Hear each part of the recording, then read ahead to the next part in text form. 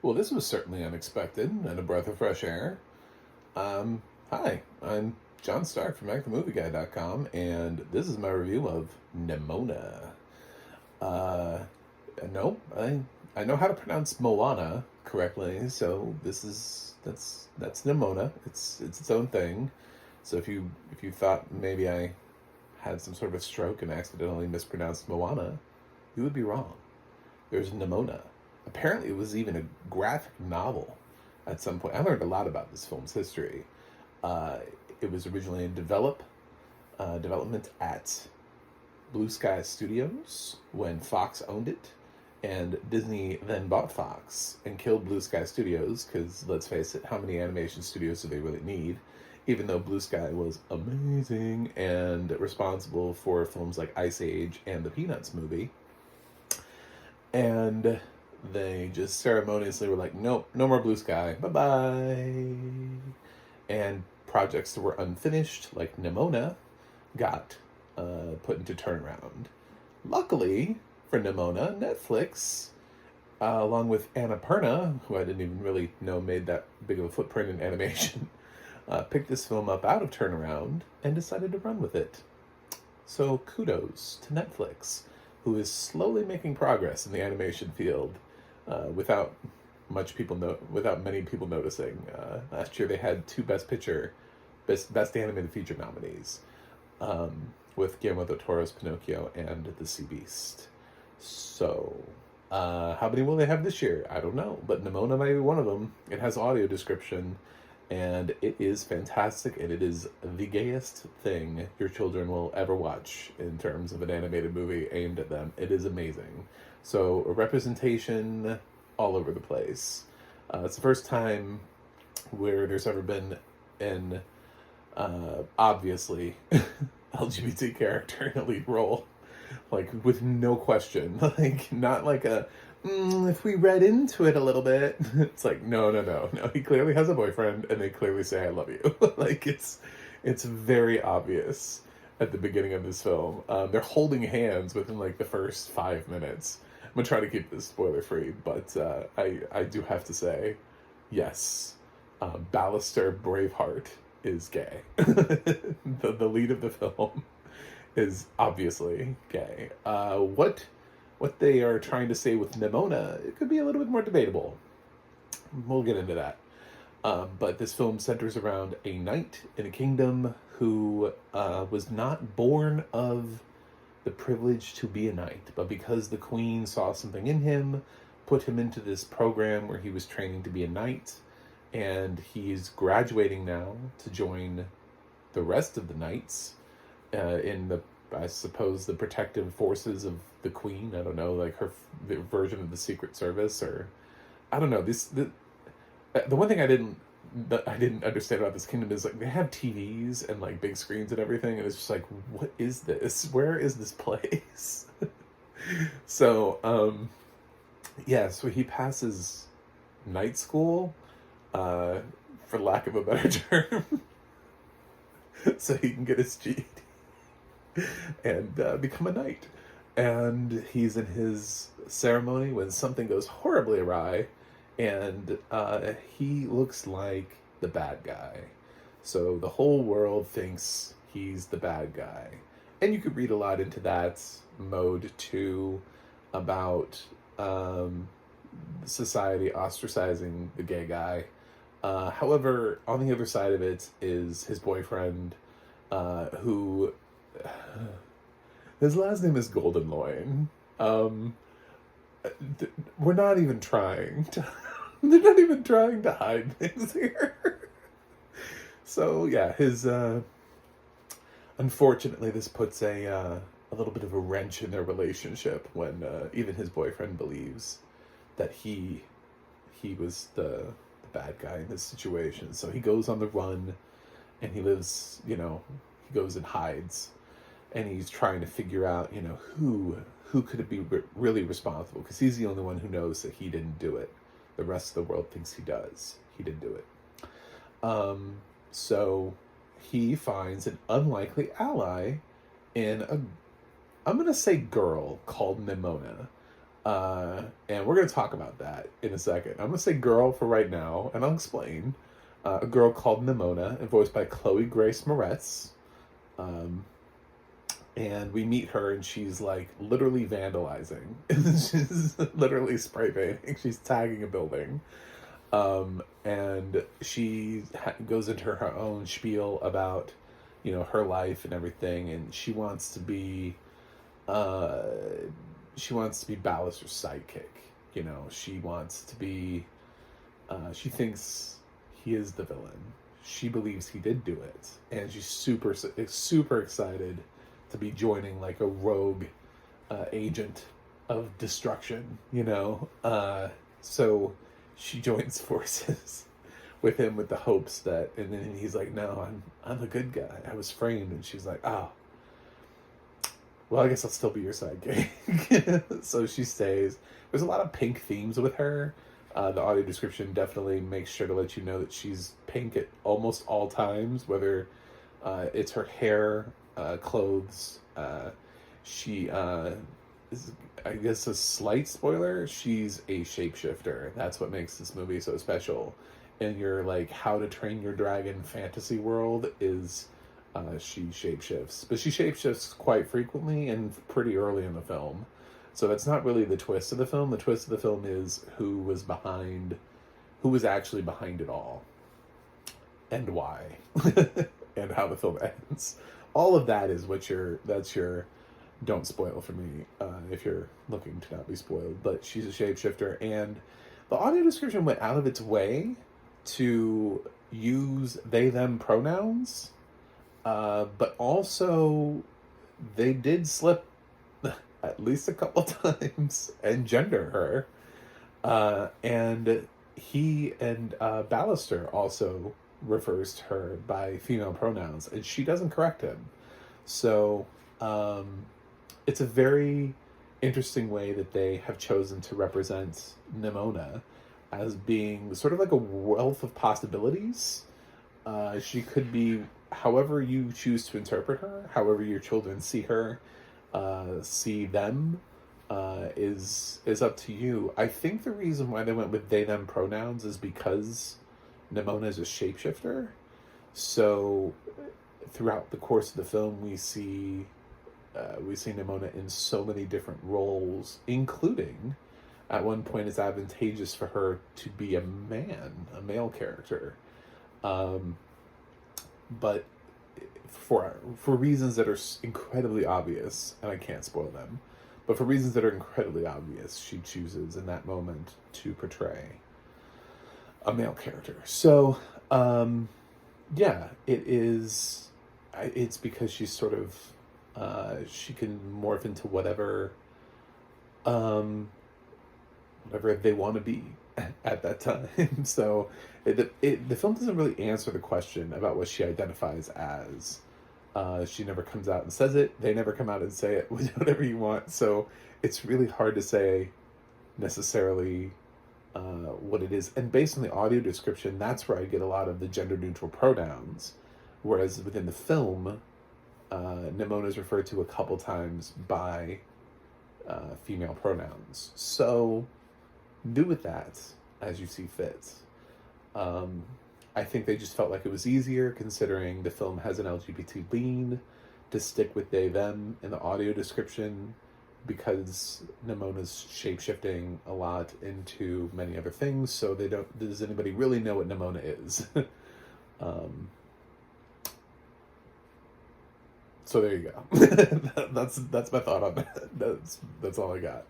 But meanwhile, the passion between Ballast and Braveheart and Sir Goldenloin, he's got some fancy first name too. It's amazing. These two characters are the most delightfully gay things in the face of the planet. It's I love them. There's never been representation like this in a film before that's been aimed at an audience. This film may not be for everybody, and will not be for... I actually know this film is not for everybody. The only reason this film is not all over the internet right now is because it wasn't made by Disney. If Disney had made this film, there'd be so much on the internet right now about how woke everything is and Disney's agenda. But lo and behold, Netflix makes a film with two guys saying "I love you" and holding hands, and no one, not a drop. I have not seen anything on the internet. The only thing I've seen are a couple people giving it movie reviews and being like, thumbs up. It has like an 80 on Metacritic and it has a 7.7 on IMDb. So this is not a film that is flying slowly under the radar. It's a film that's actually getting well reviewed and has an IMDb score and went straight to streaming. So, and remember that this was a script that was once being considered by Blue Sky. So this is very much something that was in the works years ago, long before anybody ever accused Disney of being woke, and long before, and Disney dropped this. They're like, no, we don't want this. And Netflix was like, we want this. Is anybody going to start a culture war with Netflix? Probably not. Probably not. I don't think my governor is actually going to say anything about Netflix and Nimona. But it's out there in the world, and if you've got kids and they're feeling like they don't see themselves represented in the kind of ways that media should be representing them, then Nimona's great. It's not my favorite animated film, but Netflix has been making a lot of good, really above average animated films. I kind of wish they had just gone ahead and acquired like all of Blue Sky. Just it would have been nice if they had just acquired, sort of like how Apple went and they got the cast off, even though he's controversial, but they picked up he who shall not be named from Pixar after he got unceremoniously let go because they needed something to run their animation division. Yeah, I kind of wish Netflix had a little bit more consistency in terms of their animation, so they could play it a little bit more in the same playing field as DreamWorks and Disney and Illumination. But the fact that every animated film feels wildly different and some of them are actually not good, I don't know if that helps or hurts Netflix that it has such a wide net. But Nimona is definitely on the higher end. Last time. Around this point last year, we had The Sea Beast, and that was a good film. I liked it. It didn't end up being my favorite animated film of the year, but it was in my top. So, and it ended up getting an Oscar nomination. I think that'll probably happen for Nimona. I wonder if it's going to be Netflix's number one priority. I don't know what the rest of their slate looks like. It could be. It has enough critical reception and people who like it. It's like number 8 right now. It's definitely not number 1 in the country, but it was number 8 when I watched it. So, give Nimona a look. For nothing else, support things that are original. Support original content. Support things that are not sequels or adaptations or franchises. Support things that are stories that are being told. Yes, technically this is an adaptation of a graphic novel, but it's not like the third film in a franchise. We're not watching another Minions. You know what I'm saying? We're not watching Cars 4, Toy Story 5. We're not watching the kinds of films where we're just like, please come up with original content. This feels like I haven't quite seen something like this before, at least not in this way. Yes, we have seen a lot of sort of like misunderstood Beast movies before, with films like The Sea Beast and How to Train Your Dragon, where we have to go through the story of, like, no, they're not scary. It's like, okay, we've had that. But this one kind of tells it a little bit differently, and what Nimona is willing to do ultimately at the end to prove everybody wrong is a little bit different than what, Toothless was willing to do in How to Train Your Dragon. So, a little bit more of that self-awareness, I think, because of the fact that Nimona actually can function and understand human speech and everything, and is a shapeshifter. So, delightful film. The audio description here is fantastic. It gave me everything. It actually was part of the reason why I was so confused, because I was like, where is this place? it seems like when you hear a film about like knights that you're gonna expect it to be medieval, but they have a lot of current technology. Um, when the two guys go out for their little like covert meeting at one point, they go out for nachos. I'm like, where's this place? Um, yeah, uh, it's a very forward thinking movie, and I hope the people who uh, wanted a film like this enjoy this. And I hope everybody else just realizes they don't have to click on it. You do not have to watch this film if it's not for you. If you are worried about LGBT content in films, I'm telling you there's LGBT content. You do not have to show this to your children and then complain about how they're scarred for life. There are plenty of people out there already confirming to you, yes, the lead character in this film is pretty obviously and openly gay. So, um, in case you wondered, even further than that, how obvious this film is trying to go, I will say RuPaul is in the voice cast, as is India from Pose. Is in. I didn't even really see her character in the film, to be totally honest, but she's listed and it was in the animation. I don't know how many lines she had, but yes, a transgender actress from Pose is also listed in the voice cast. So there are plenty. It's very representational. It may not be your kind of representation, but I liked it. And so far this year, animation, I think, seems to be leaning towards Spider-Verse. So I don't think Nimona's going to win the Oscar, but who knows? A nomination would be interesting. I'm going to give Nimona an A-. It's the same grade I gave the Sea Beast. Sorry, if people were thinking they were like, oh, here's the gay critic is going to give it an A. It's like, it felt like a little bit short for me. I can tell that there's just, it feels a little bit, just a little untethered in terms of where are we? What is this world? And it doesn't really set up that world too much. It doesn't really explain that world. The film is entertaining as hell, and I love the characters, and I thought the voice acting was good, and all the stuff that needed to happen. But I still have no idea in what realm this film takes place, which is somewhat disconcerting. I felt like I understood a lot of the other worlds in other films similar to this, like How to Train Your Dragon. You know, I understood the world in which they lived.